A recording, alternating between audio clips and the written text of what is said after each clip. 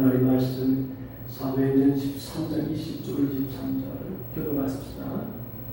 그 후에 선지자 사무엘 때까지 사사를 주셨더니 그 후에 그들이 왕을 구하거늘 하나님이 베냐민 지파 사람 기스의 아들 사울을 40년간 주셨다가 패하시고 다윗을 왕으로 세우시고 증언하여 이르시되 내가 이새의 아들 다윗을 만나니 내 마음에 맞은 사람이라 내 뜻을 다 이루리라 하시더니 하나님이 약속하신 대로 이 사람의 후손에서 이스라엘을 위하여 구주를 세우셨습니다. 아멘. 여러분 예배 시간에는 하나님이 그 예배를 받으셔야 돼요. 숫자가 많으나 적으나 그게 문제가 아니라 내 예배를 받으셔야 돼요. 오늘 하나님께 집중하시기를 바랍니다. 그리고 하나님의 말씀에 집중해서 예배를 받으셔야 내 마음이 시원해요. 만약에 예배를 드린 다음에 마음이 끄적지근하다 그거는 예배를 받으시는 게 아니에요. 근데 참으로 환경을 의식하지 말고 나와 하나님과의 관계예요. 지금 하나님과 나와의 관계이기 때문에 여러분들이 이 말씀을 잘 마음에 새기고 듣고 그 은혜를 받는 시간 되시기를 바랍니다. 한번 기도하십시다. 하나님 아버지, 오늘 이 시간에 하나님의 말씀을 받는 시간입니다. 두세 사람이 내 이름으로 모인 곳은 나도 너희 중에 함께 있겠다고 말씀했습니다. 말씀에 집중하게 하시고 하나님을 향하게 도와주시옵시고 우리 온 성도들이 또 각 처소에서 하나님의 은혜를 체험하고 새로워지는 시간 되게 하여 주시기를 바랍니다. 우리 교회가 성도들 헌당을 앞두고 있사오니 온 성도들이 마음을 준비하게 하시고 기도로 준비하게 하시고 또 신앙으로 준비해서 아름다운 헌당이 될 수 있도록 인도하여 주시옵소서. 오늘 성령이여 함께 해주시고 감화와 감동을 부어주시기 바라오며 은혜가 넘치는 시간 되게 해 주시옵소서. 예수님의 이름으로 기도하옵나이다. 아멘. 할렐루야. 어떤 임금님이 색깔 중에 핑크색을 참 좋아했다 그럽니다. 그래서 핑크색을 좋아하니까 이 임금님이 궁궐도 핑크색으로 만들고 국민들도 야 핑크색 옷을 많이 입어라 그래서 핑크색 옷을 입게 만들고 담벼락도 모두 핑크색 옷 입어라 그렇게 밖으로 명령했다. 그리고 임금님의 불만이 있는데 저 하늘도 가만히 보니까 파란색이 아니고 핑크색이었으면 좋겠다 그래가지고 아주 늘 불만이 있었어요. 근데 어떤 지혜로운 신하가 임금님하고 대화를 했습니다. 임금님이 아유 내가 더운 나라를 핑크색으로 이렇게 물들였으면 좋겠는데 어떻게 하면 좋겠냐. 그러니까 하는 얘기가 임금님 핑크색 안경을 쓰십시오. 핑크색 안경을 쓰면 다 핑크색으로 보입니다. 그러니까 얘기예요. 다른 데를 다 핑크로 칠하지 말고 자신의 안경을 핑크색으로 맞춰 놓으면 다 핑크색으로 보인다. 여러분 오늘도 은혜의 안경을 쓰시기를 바랍니다. 은혜의 안경을 쓰면 다 은혜로 보일 것입니다. 은혜의 마음을 품으면 다 은혜가 된다라고 하는 것이죠. 그래서 하나님이 우리를 은혜의 눈으로 쳐다보고 계신다라고 하는 것입니다. 그래서 우리가 사사건건 여러 가지 불평 불만인 사람은 감사의 안경을 쓰면 감사가 다 보일 것입니다. 중국의 선교사였던 허드스 테일러가 어떤 사람이 그렇습니다. 목사님, 당신이 기적 같은 놀라운 선교를 할 수 있던 방법이 무엇입니까? 그러니까 위대한 하나님의 사람 이렇게 대답했답니다. 하나님의 방법은 사람입니다. 그랬답니다. 사람입니다.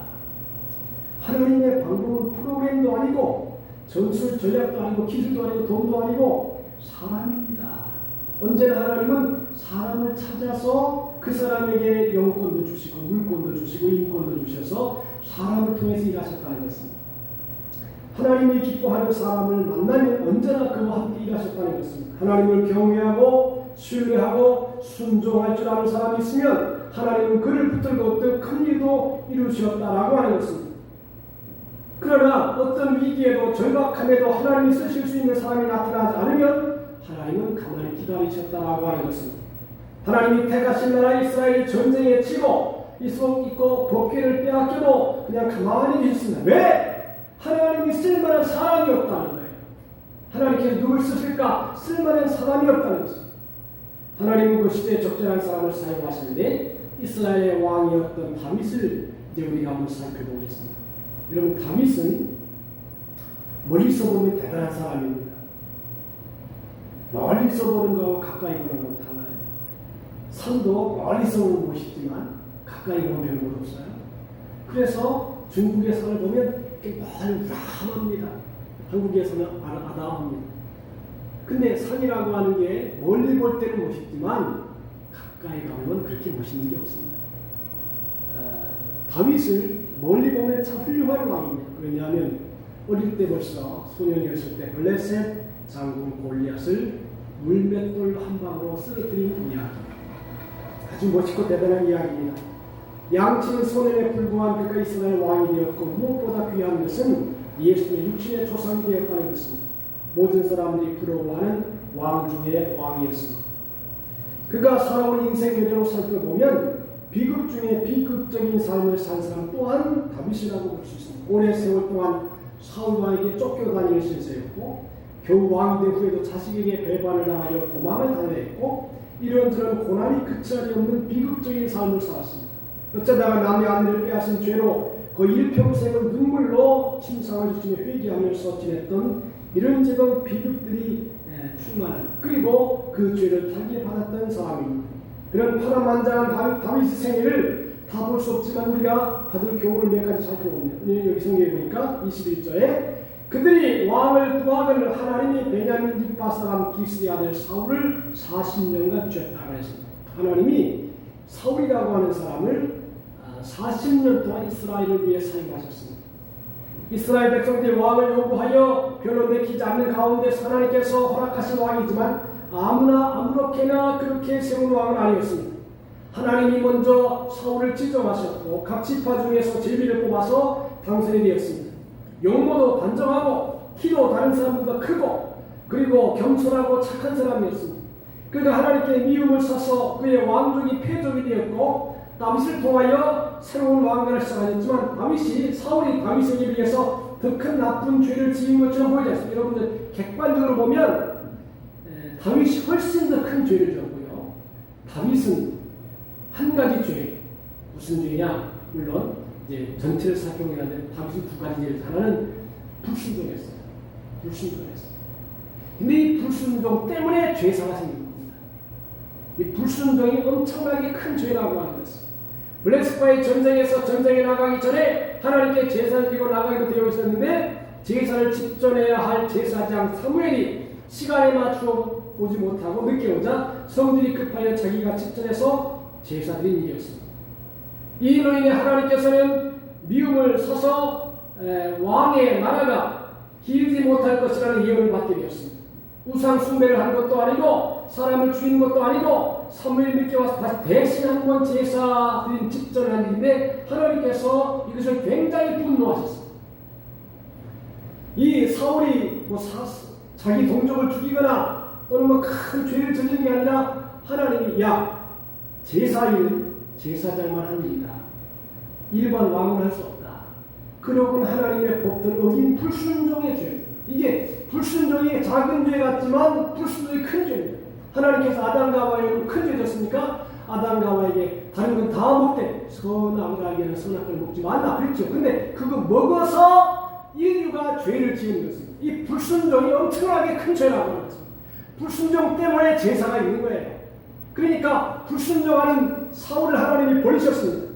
하나님께서 사울에게 말씀하시기를 아말렉을 쳐서 그들의 모든 소유를 남기지 말고 진멸하되 남녀와 소아와 젖먹는 아이와 우양과 낙타와 나귀를 죽이라고 했는데 사울이 그 명령을 어기고 아가 왕을 죽이지 않고 사로잡아오고 우양의 가장 좋은 것은 죽이지 않고 살려서 데리고 왔습니다. 사울의 변명에 의하면 소나 양이 탐이 나서가 아니라 하나님께 제사드리기에 좋은 짐승이라고 끌고 왔다는 것입니다. 그러나 하나님께 사무엘에게 말씀하시기를 사울을 왕을 세우는 후회한 것입니다. 불순종한 그것 때문에. 그러니까 여러분 큰 죄는 뭐냐? 천국에 못 들어가는데 불순종한 죄. 불순종하면 관계가 깨져버립니다. 하나님과의 관계가 깨져버리게 되고 그리고 사람들과의 관계도 깨져버립니다. 다윗을 질시해서 죽이려고 한 일이 있지만 다윗을 도와 제사장들을 85명이나 죽였습니다. 그리고 그 가족들도 죽인 큰 죄를 저질렀지만 이미 하나님이 그를 버린 다음이었습니다. 하나님이 버리면요, 눈에 보이는 게 없어요.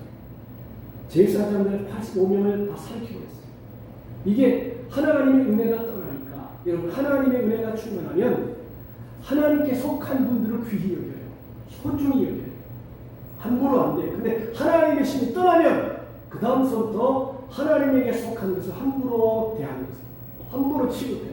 그리고 이제 하나님의 신이 떠나니까 결국 제사장은 얼마나 귀한 것이 그 당시로 보면. 근데 85명을 싹 죽여버립니다. 이게 뭐냐? 불순종한 죄가 나중에 커져서 나중에 살인자가 된다는 것입니다. 하나님이 그를 떠나지 악령이 그에게 들어와서 큰 죄를 저질렀습니다. 하나님께서 그와 함께 하셨을 때 지은 죄는 제사와 관계 있는 것이었습니다. 하나님께 드리는 제사는 반드시 제사장을 통해서 되어야 되겠지만 하나님의 법을 어기고 자기 마음대로 행동했다는 것과 전쟁에서 이기고 하나님께 제사한 명으로 가져왔던 짐승도 하나님의 명을 어기고 가져왔습니다. 하나님의 명령은 반드시 지켜야 하는 것입니다. 그 중에서도 제사와 관련된 명령은 철저하게 지키는 것이 하나님의 뜻입니다. 왜냐하면 제사는 이스라엘 불순종 때문에 드리는 것이었기 때문입니다. 죄는 가장 큰 죄가 뭐냐? 불순종이에요. 하나님의 말씀에 불순종하는 것입니다. 이스라엘 백성들이 하나님께 죄를 범함으로 자기 생명 대신 짐승을 잡아 죽이는 것인데 그 제사를 지내면서 불법을 한다는 것은 있을 수가 없는 일이었기 때문입니다. 자신의 죄에 대해서 회개하고 그 죄의 영광을 이렇게 엄하다는 것을 알아야 할 제사를 드리면서 오히려 죄를 지으면서 제사를 드린다는 것은 있을 수 없는 일이었다고 하는 것입니다. 무엇보다 중요한 것은 사울이 베냐민 지파의 자손이었기 때문입니다. 하나님께서 이미 유다 지파에서 왕손이 나온다는 것을 약속하셨기 때문에 처음부터 사울이 임시적인 왕에 돌아있습니다. 사울은 40년 동안 이스라엘의 왕이었지만 인간으로서는 완전한 왕이 될 수 없음을 보여주는 것이었고 다윗 왕이 진짜 왕임을 보여주는 역할을 담당하는 그런 사람이었습니다. 사울 왕을 통하여 교훈을 받을 것은 사울 왕은 예수 그리스도를 통한 구원과 직접적인 상관이 없는 사람이라는 것입니다. 그는 베냐민 족속으로서 예수님의 조상이 될 유다 족속이 아니었기 때문입니다. 그의 삶을 통해서도 그는 예수 그리스도를 통한 구원을 소중하게 여기지 않았습니다. 제사 제도를 통해서 우리가 얼마나 흉악한 죄이며 예수 그리스도를 통한 구원이 얼마나 우리에게 절실한가를 알아야 되는데 그 중요한 제사를 드리면서 하나님의 의도를 알지 못하고 자기 마음대로 했습니다. 여러분들 가인이 살인죄를 저질렀나요? 무엇 때문이었습니까? 제사 문제 때문에 그래요. 예배 문제 때문에. 그러니까 여러분 예배 때 은혜를 받고 못 받느냐 하는 것은요 그 사람의 운명을 결정하는 거예요. 은혜를 받으면 축복된 사람이고 못 받으면 잘못하는 살인자가 될 수도 있어요. 여러분들 그 공산주의를 창시한 마크 스웨인 또 신학교 나온 사람이에요. 신학교 나온 사람, 신학을 공부한 사람. 이야, 그런데 공산주의자가 됐어요. 근데 가만히 보니까 제가 연구를 해보니까 이게 공산주의자가 된 기독교인들이 많아요. 예수를 믿었는데 하나님의 은혜를 제대로 받지 아니하고 교만하여 하나님의 제사를 멸시한 사람들 하나님께 버림을 받아가지고 공산주의자가 된다는 것입니다. 참 그래서 이게 실제로 외적으로 볼 때는 사울은 그렇게 큰 죄가 없어요. 근데 그 불순종 큰 죄가 있어요. 우리가 평생을 살아가면서 이 불순종하면 여러분들 불순종하면 다 깨져버려요. 모든 관계가 무너져버려요. 하나님과의 관계가 무너진다는 거죠. 여기 보니까 하나님께서 다윗을 말해요. 내 마음에 맞는 사람이라 그랬습니다. 하나님께서 사울 왕을 폐하시고 새로운 왕을 세우셨습니다. 이번에는 하나님께서 미리 정하신 유다 지파 가운데 왕을 세우시려고 했습니다. 사무엘에게 이세라는 사람이 찾아가서 아들 중 한 사람에게 기름을 부어 왕을 선언했습니다. 이미 하나님께서는 이세 아들 다윗을 왕으로 삼으셔서 그 후손을 그리스도가 오시게 할 계획을 가지고 계셨습니다. 하나님께서 이미 유다 지파 이세 아들 다윗을 왕으로 생각하고 있었습니다. 다윗이 하나님의 마음에 맞는 사람이라는 것은 하나님이 이미 계획하셨고 선택해 오신 사람이라는 것입니다. 하나님께서 이미 아브라함과 이삭과 야곱과 유다 지파를 통해서 그 유다 지파 중에 이세 아들 다윗을 왕으로 세워서 그 후손으로 그리스도가 오실 것을 계획해 놓고 계셨습니다. 그 계획 속에 다윗을 만났기 때문에 그 사람이 하나님의 마음에 맞는 사람이 된 것입니다. 다윗을 외적으로 보면 다윗이 키도 안 커요. 인물도 잘생긴 것 같잖아요. 어린아이 같았어요. 근데 하나님께서 다윗을 딱 보니까 내가 이세 아들 다윗을 만나니 내 마음에 합한 사람이다. 내 뜻을 다 이루게 하리라 그랬습니다. 우리가 잘 아는 것처럼 사무엘이 크고 잘생긴 형들에게 기름을 딱 부으면서 하나님께서 말씀하시기를 내가 보고서 사람과 같지 아니하고 아니하니 사람은 외모를 보거니와 나 여호와는 중심을 보느니라 그랬습니다. 다윗은 형들과 비교적 등치도 작고 남자답게 못생겨서 형들은 군인으로 전쟁에 나가 싸울 때 집에서 양이나 치던 연약한 사람이었습니다. 그럼에도 불구하고 하나님께서는 그런 외모를 보시지 않으시고 그 사람의 중심에 무엇이 있는가를 보시고 다윗을 하나님 마음에 맞는 자라 했습니다. 나중에 사울이나 다윗이 행동하는 것을 보면 하나님께서 무엇을 보셨는지 알 수 있습니다. 왜 사울을 싫어하시고 다윗을 좋아하시는지 알 수 있습니다. 사울이나 다윗이나 하나님 앞에 죄를 짓습니다. 어떻게 생각하면 사울보다 다윗이 더 못된 죄를 짓습니다. 사울은 제사장이 아니면서 제사를 집전하는 것과 전쟁에 나가서 제사들에게 좋은 짐승들만 남겨온 것이 죄라고 했습니다. 그러나 다윗은 남의 아내와 간통을 하고 그의 아내를 차지하기 위해 충성스러운 군사를 죽이는 아주 흉악한 죄를 지었습니다. 그런데 그 죄를 짓고 난 후에 모습만 달랐습니다. 죄는 다 지을 수 있어요. 그런데 사울은 회개하지 않습니다. 근데 다윗은 눈물을 흘려 회개합니다. 사울은 자신의 죄에 대해서 변명을 했습니다. 사무엘이 늦게 왔기 때문이라고 남의 허물을 찾았고 제사를 드리기 위해서 짐승을 가지고 왔다고 거짓 변명을 합니다.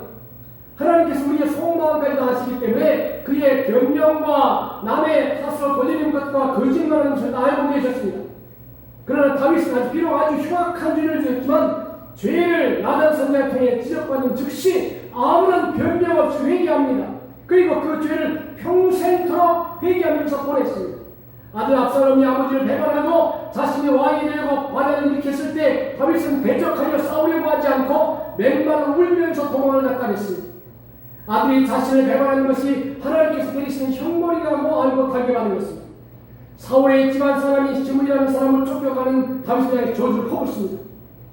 당장 그 사람을 죽일 능력이 있었지만 하나님께서 그 사람을 통하여 저주하신다는 것을 알고 발견받았습니다. 하나님이 저 시므를 통해서 나를 저주한다. 그래서 그냥 자기의 죄까지 달기 이렇게 딱 받은 것입니다. 그렇게 비참한 일을 당하면서도 원망이나 불평하지 않고 자신의 잘못으로 하나님 앞에 주시는 벌을 달게 받게 되었습니다. 여러분 우리도 살아가면서 어려움을 당하면 자신의 잘못으로 생각하지 아니하고 다른 사람의 핑계를 대고 이유를 대고 여러 가지를 이렇게 핑계를 하면 하나님이 기뻐하지 않는다는 것입니다. 믿음의 사람은 단순한 거예요. 잘못했다! 아이고 지금 잘못했어요. 용서해 주십시오. 그러면 끝나는 거예요. 근데 이것이 어떻고 저것이 어떻고 이래서 어떻고 저래서 어떻고 이렇게 하면 하나님께서 너도 쓸모없다. 나도 안 쓴다. 하나님이 버린다는 것입니다. 자 여러분들 내 뜻을 다 이루리라. 죄에 대한 다윗의 그런 자세가 하나님의 뜻을 이루는 데 사용이 되었습니다. 그런 다윗을 통해 하나님께서 하나님의 뜻을 이루어 나가겠다고 나가고 계신 것입니다. 다윗에게는 이중적인 임무가 주어졌습니다. 하나님 그의 왕위를 자손들에게 잘 계승시켜서 후손으로 그리스도가 이 세상에 오시게 하는 일입니다. 그러니까 예수 그리스도는 다윗의 자손, 다윗에 대한 자손, 예수 그리스도의 세계라고 했잖아요. 그 다윗의 왕통의 후손을 다윗의 피를 통해서 예수님을 탄생하게 하십니다. 그리고 어떻게 하는지 하나님을 떠나지 않았습니다. 사람이 살아가다 보면 신앙이 좋을 때도 있고 안 좋을 때도 있죠. 그죠? 열심히 있어도 안 좋을 때도 있지만 중요한 건 떠나면 안 된다. 우상 숭배에 빠지거나 하나님을 원망하고 불평하고 떠나거나 이런 일을 하지 말아야 됩니다. 전적으로 하나님의 말씀을 위해서 하나님의 뜻대로 살려고 노력을 해야 된다는 것입니다. 다윗은 하나님을 원망하거나 떠나는 일을 절대 하지 않습니다. 비록 잘못하는 일이 있어서 벌을 받기도 하고 또 끝까지 하나님의 말씀을 순종하고 하나님의 뜻대로 살려고 노력을 했습니다. 그러면서 또 하나의 인물은 그의 삶을 통하여 예수 그리스도를 통한 구원을 증거하는 일이었습니다. 다윗은 죄를 짓고 나서 그 죄가 얼마나 무서운 것인가를 평생 통감하고 살았습니다. 그리고 우리 인간에는 우리를 죄에서 구원해줄 구원자가 필요하다는 것을 평생 외치고 살아야 되는 것입니다. 시편에 보면 대부분이 다윗시가 많은데 많은 부분들이 죄에 대한 회개의 시로 되어 있습니다. 그 중에 바세바를 범한 죄를 지적한 후에 지은 시가 시편 51편입니다. 하나님이여 주의 인자를 따라 나에게 은혜를 베푸시며 주의 많은 긍휼을 따라 내 죄악을 지워 주소서. 나의 죄악을 마을 같게 씻으시며 나의 죄를 깨끗이 하소서. 무릇 나는 내 죄가를 아오니 내 죄가 항상 내 앞에 있나이다. 내가 죄악 중에 출생하였으며 어머니가 죄 중에서 나를 잉태하였나이다 그랬습니다. 자신의 죄가 얼마나 흉악한 죄인지를 고백합니다. 심지어 어머니가 죄 중에서 자신을 잉태했다고 했습니다. 모든 인간들이 다 죄인이라는 것을 아는 것입니다. 하나님이여 나의 구원의 하나님이여 피 흘린 죄에서 나를 건지소서. 내 혀가 주의 의를 높이 노래하리이다. 하나님을 구원의 하나님이라고 노래하고 있습니다. 피 흘린 죄에서 구원하시는 하나님 이름을 고백하고 예수님을 통한 구원을 노래하고 있는 것입니다. 다윗을 통하여 그가 지은 죄를 하나님의 구원의 은총이 필요함을 고백하고 예수님을 통한 구원을 예언하고 있습니다. 성경에 보면 우시아라고 하는 말이 나와요. 우시아가 유다를 다스릴 때에 나라가 왕성했습니다. 정치, 경제, 사회, 문화적으로 왕성했습니다. 그런데 우시아가 하지 못하는 게 있어요. 뭐냐면 제사를 못해요. 그러니까 제사장이 제사를 드리고 할 때에 그 제사장의 그 분향단을 뺏어가지고 자기가 돼요. 그 순간에 못 빼는 거죠. 그래서 죽을 때까지 못 빼는 거져가지고 나중에 왕들이 묻히는 묘시는 묻히고 딴데 나오는 거예요. 뭐냐면 하나님이 뭐 불순종하거나 원망하거나 이런 여러 가지 죄를 회개할 수 있는데 근데 이게 신성모독의 죄, 성전과 관련된 죄, 하나님의 제사를 무시하는 죄 이런 것들은 하나님 반드시 심판하신다는 것입니다. 참 우리가 조심해야 돼요. 살아가다가 보면 원망도 할 수 있고요. 뭐 안 좋은 말도 할 수 있고 그렇지. 그런데 절대로 신앙에 대한 것을 조심해야 된다. 그건 하나님이 그럼 우시아 왕이 잘 나가다가 그 영적인 죄를 지어서 그 자신도 망하고 그리고 자신 죽어서도 존경스러운 자리에 올랐지. 사람이 저는 생각할 때 죽은 다음에도 묘회를 잘 보존하는 게 좋다 그렇게 보거든요. 함부로 시신도 치고 하지 말고 제가 늘 생각하는 장례식에 후대한 점은 야곱의 장례식이에요. 요셉이 국무총리가 되니까 야곱이 죽을 때에 참나 애굽의 사람이 국무요인들이 장관 밑에 있는 사람이 다 국장을 치고 거대하게 치죠. 내가 볼 때는 요셉이 참 큰 효도를 했다. 요셉 때문에 그 장을 치는 것이거든요. 그래서 이번에 조영경 목사님 장은 참 유수하다. 딱 가보니까 그 문재인 대통령이 오지는 않았지만 꽃을 다 보냈어요.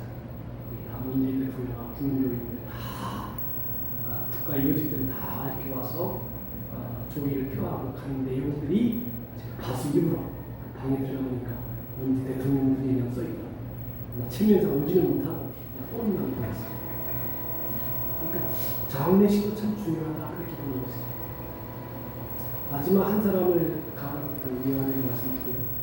경남 언양 장로교회 김춘옥 장로님이 계셨습니다. 이 장로님이 시각 장애인 장로입니다. 눈이 안 보여요. 그 교회가 한 500명 되는데 교인들 중에 소경 장로님이요. 사업도 제일 잘하고 제일 부자, 전도도 제일 잘하고 헌금도 제일 잘하고 새벽기도도 도움 없이 혼자 나오신다는 거죠. 한 번도 결석하지 않는다는 것입니다. 소경입니다. 제가 여러분들 우리 아파트 옆에 보면 소경 한 분 계시잖아요. 근데 소경임에도 불구하고 새벽기도 한 번 안 간다. 정신적인 문제예요. 그리고 그러니까 다른 사람들이 우리는 눈뜨가 뭐하냐. 눈 보지 않는 사람도 제일 부자가 돼가지고 헌금도 많이 내고 기도도 하고 하는데 나는 뭐하냐 그런 생각을 하는 이 건축하는 분인데 33살의 건축자재 2억 원가량을 사기당하고 신경을 쓰고 스트레스를 받아가지고 갑자기 시력이 나빠지더니 시력을 많이 잃어버린 것입니다. 이게 스트레스가 굉장히 심해요.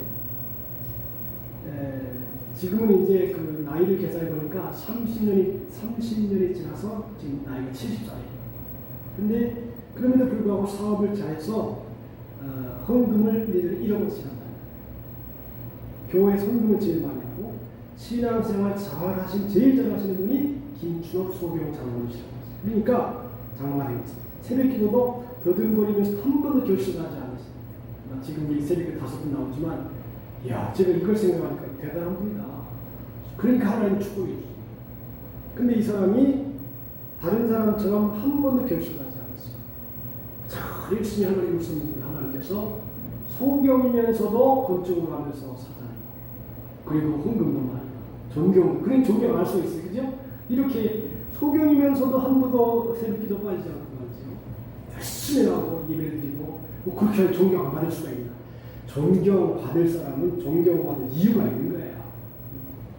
존경을 그냥 주시니까 다 이유가 있는 거예요. 이렇게 김충업 장로님이 아주 교회에서 모험적인 생애를 살았다는 것입니다.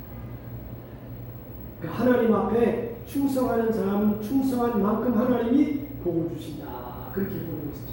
여러분들, 하나님이 사람을 찾으셔요. 이 새 아들 다윗을 만나는 내 마음에 합한 사람이다. 왜 합하느냐? 순종하니까. 순종하니까. 자꾸 불순종해봐요. 사람들이 자꾸 불순종하면 상대를 안 해요. 근데 그렇게 인정해버리는 거예요. 저 사람은 틀린 사람이니까. 인정을 안 해버려요. 그러면 이제 길이 막힌 거예요. 운이 안 되는 거예요. 아무리 지원자 다 똑바로 막 잘 해도 벌써 하나님이 보고 있는 거예요. 하나님이 저 사람은 순종하지 않는 사람이니까 맡기지 말아야 되겠다. 일을 맡기면 안 되거든요. 왜냐하면 맡기면 나중에 그때 해버렸네요. 자기 마음대로. 그러니까 하나님께서 이 사람은 너. 근데 다윗은 순종의 사람이었어요. 순종의 제사보다 낫고 든든히 수의 기운이 낫다. 그랬지. 그러니까 가만히 보니까 하나님이 축복하는 사람은 축복할 이유가 있는 것이다. 아무리 어려워도 힘들어도 하나님의 마음에 딱 맞으면 하나님도 귀히 여기시고 사람도 그 사람을 존경하고 아낀다라고 하고 있습니다. 오늘 우리가 이 말씀을 들으면서 믿음으로 살아가고 다윗을 왕으로 세운 것은 왕으로 세울 만한 이유가 있다. 사울을 버린 것은 버릴 이유가 있다는 것입니다. 하여튼 하나님께 버림받는 사람은 이유가 많아요. 이래 많고 저래 많고 이래서 안 되고 저래서 안 되고 기분 나빠서 안 되고 뭐 안 되고 이제 하나님이 그 사람 안 쓰는 것입니다. 너는 이제 이거는 안 쓴다. 아예 그냥 굳어져 버릴 것입니다. 그러면 하나님께 더 이상 사람 쓸 수가 없어요. 오늘 우리가 이 말씀을 통해서 다윗처럼 귀하게 쓰임받는 그런 삶을 살아가시기를 주님의 이름으로 축원합니다. 기도합시다. 하나님 우리 아버지 감사합니다. 오늘도 주님의 말씀을 받았습니다.